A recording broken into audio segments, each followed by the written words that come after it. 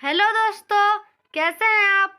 स्वागत है आपका आपके अपने चैनल विद्या एजुकेशन पे। तो आज हम आपको बताएंगे गुड़ी पड़वा पर्व के बारे में। जैसा कि आप जानते हैं कि भारत में सभी त्योहारों को बड़ी धूमधाम से मनाया जाता है और इन्हीं में से एक है गुड़ी पड़वा, जिसे हिंदू पंचांग के अनुसार चैत्र माह के शुक्ल पक्ष की प्रतिपदा तिथि के दिन मनाया जाता है, यानी कि चैत्र माह के पहले दिन। और हिंदू पंचांग के अनुसार इसी दिन से नव वर्ष की शुरुआत होती है। गुड़ी पड़वा का पर्व मुख्य रूप से महाराष्ट्र में मनाया जाता है। इसके अलावा मध्य प्रदेश और कर्नाटक में भी मनाया जाता है और कर्नाटक में इस पर्व को उगादि के नाम से जानते हैं। गुड़ी पड़वा दो शब्दों से मिलकर बना है। गुड़ी का अर्थ होता है विजय पताका और पड़वा का अर्थ होता है चैत्र महीने का पहला दिन।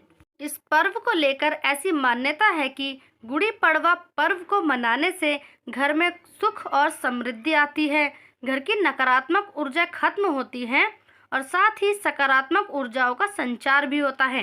तो अब हम आपको बताएंगे इस गुड़ी पड़वा पर्व से जुड़ी हुई कुछ पौराणिक कथाएं। गुड़ी पड़वा के दिन को ही सृष्टि के निर्माण का दिन भी कहा जाता है। धार्मिक मान्यता के अनुसार गुड़ी पड़वा के दिन ही ब्रह्मा जी ने सृष्टि का निर्माण किया था और सतयुग की शुरुआत भी इसी दिन से मानी जाती है। इस पर्व से जुड़ी एक और पौराणिक कथा है जो बहुत ही प्रचलित है। इस कथा के अनुसार त्रेता युग में दक्षिण भारत में किष्किंधा पर्वत पर राजा बाली का शासन हुआ करता था और पूरी प्रजा में उसका आतंक फैला हुआ था।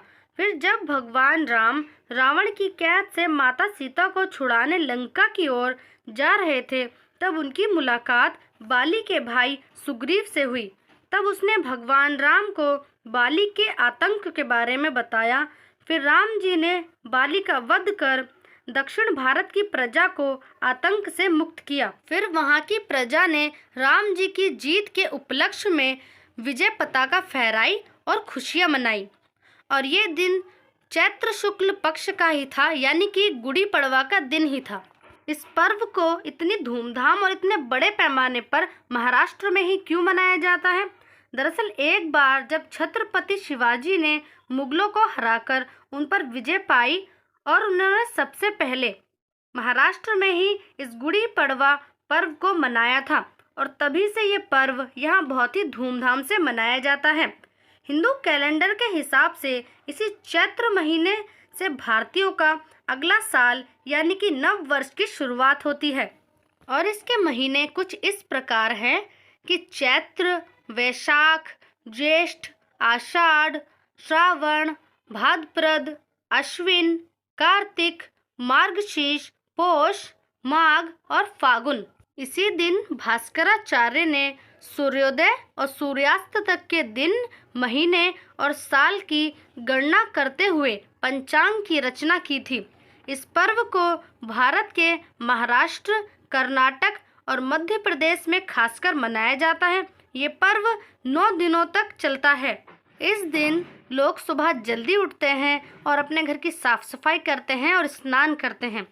फिर गुड़ी पड़वा के दिन लोग अपने घर के मुख्य दरवाजे पर गुड़ी लगाते हैं और उसमें नीम और बताशे की माला चढ़ाई जाती है, जो बहुत ही शुभ माना जाता है, क्योंकि नीम से मन की सारी कड़वाहट दूर हो जाती है और बताशे से आने वाली जिंदगी में मिठास घुल जाती है। गुड़ी पड़वा के इस अवसर पर कई प्रकार के पकवान घर में ही बनाए जाते हैं, जैसे श्रीखंड पुड़ी, बासुंदी पुड़ी, खीर पुड़ी और पोरन पोली शामिल हैं। इस पर्व पर लोग अपने पारंपरिक कपड़े पहनते हैं, जैसे औरतें नौवारी साड़ी या पठानी साड़ी पहनती हैं और पुरुष कुर्ता पजामा या धोती कुर्ता पहनते हैं। और गुड़ी पड़वा के दिन सुबह उठकर लोग नीम का पत्ता खाते हैं और ऐसा माना जाता है कि नीम का पत्ता खाने से शरीर की सभी बीमारियां दूर हो जाती हैं। और घर के बाहर रंगोली बनाते हैं, दरवाजे पर तोरण लगाते हैं, फिर भगवान की पूजा करते हैं। इसके बाद गुड़ी लगाने की तैयारी की जाती है।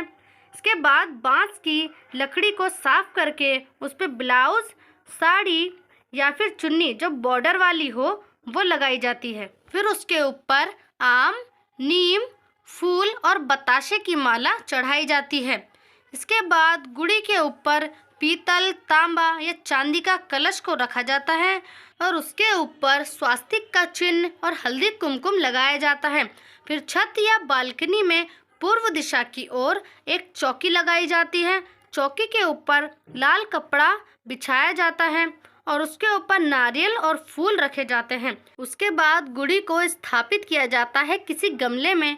फिर गुड़ी के सामने मीठे पकवान का भोग लगाया जाता है। इसकी पूजा पंडित करवाते हैं या फिर घर का कोई भी बड़ा कर सकता है। गुड़ी पड़वा को सब बहुत धूमधाम से मनाते हैं और एक दूसरे को नववर्ष की शुभकामनाएं देते हैं।